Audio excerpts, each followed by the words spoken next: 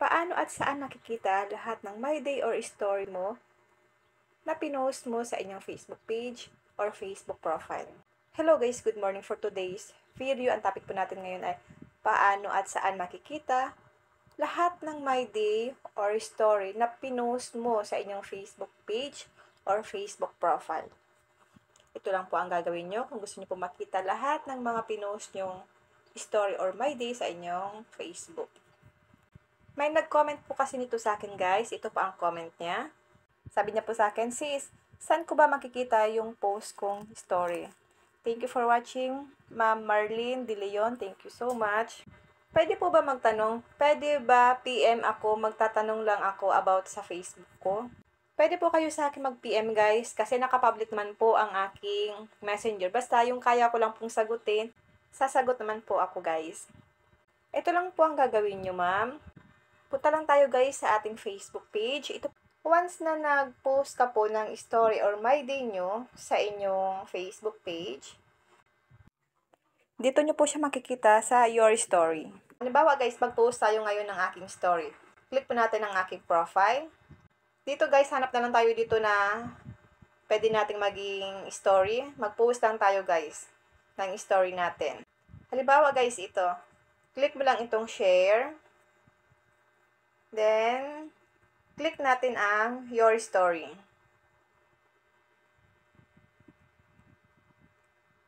Pwede po kayo dito maglagay ng caption. Click nyo po ang share.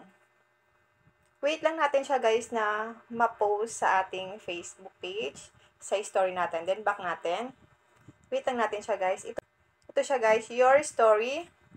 Ito na guys yung pinost nating story ngayon. Dito nyo po siya guys makikita. Kung gusto niyo naman pong makita lahat ng mga pinost mong story simula nung nag-Facebook ka, click mo lang itong profile, katabi ng What's on your mind. Click 3 dots, katabi ng si dashboard. Click archive. Archive, sa baba niyan merong nakalagay na story archive, trash, filters. Click nyo po ang story archive. Ito po lahat ng mga pinost kong story simula noong gumawa ako ng Facebook page. Ito siya guys. May mga date din yan guys. May mga date po yan. Ayan. Ito po ang mga story ko. Pwede nyo pong i-save yung mga dati nyong my day or yung mga pinost yung my day or story sa inyong Facebook. Pwede nyo po siyang i-save and then pwede mo rin po ulit siyang i-post kung gusto nyo pong i-post ulit. Paano po ba mag-save ng ating my day or story dito sa ating story archive? Halimbawa po, pili tayo dito ng isi-save natin sa ating device. Pili lang kayo dito guys, then i-click nyo po. Then, click nyo lang ang 3 dots. Click save photo. Yan guys, nakasave na po yan sa inyong mga albums or photos. Makikita mo rin kung ilan po ang tumingin sa inyong story or my day.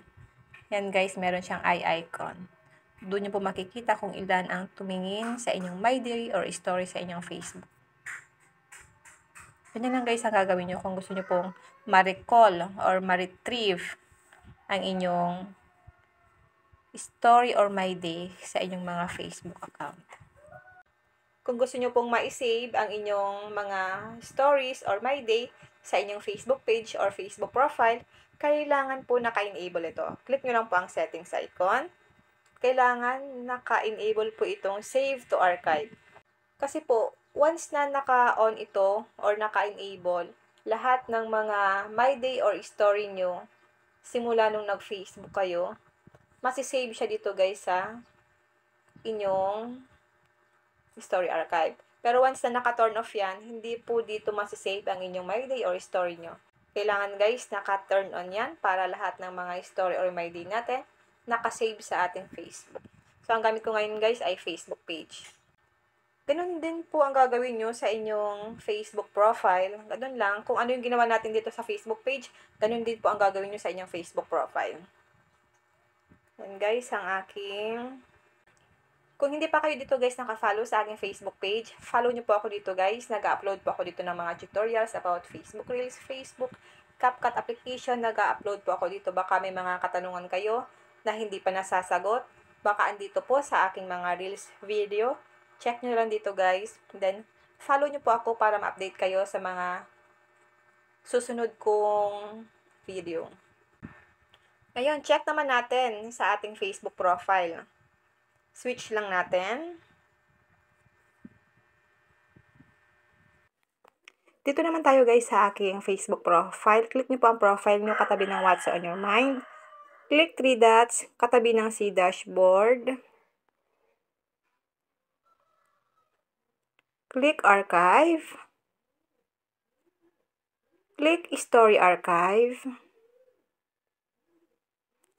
Dito nyo po guys lahat makikita lahat ng pinost nyo ng My Day or Story nyo sa inyong Facebook.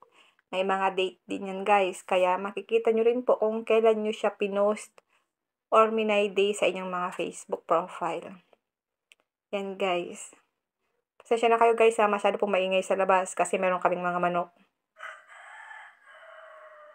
Ganyan siya guys. Pero masisave lang yan guys kung naka-turn on or naka-enable ang inyong Save to Archive. Makikita mo rin po sa baba na may nakasulat na only you can see your story archive. Ikaw lang po ang makakakita nitong nandito guys sa your story archive. Lahat ng mga pinost nyo dito, ikaw lang po dito guys makakakita. Kung may natutunan ka sa aking video, huwag mong kalimutan na i-follow or i-subscribe ako para ma-update ka sa mga susunod kong video. Thank you for watching!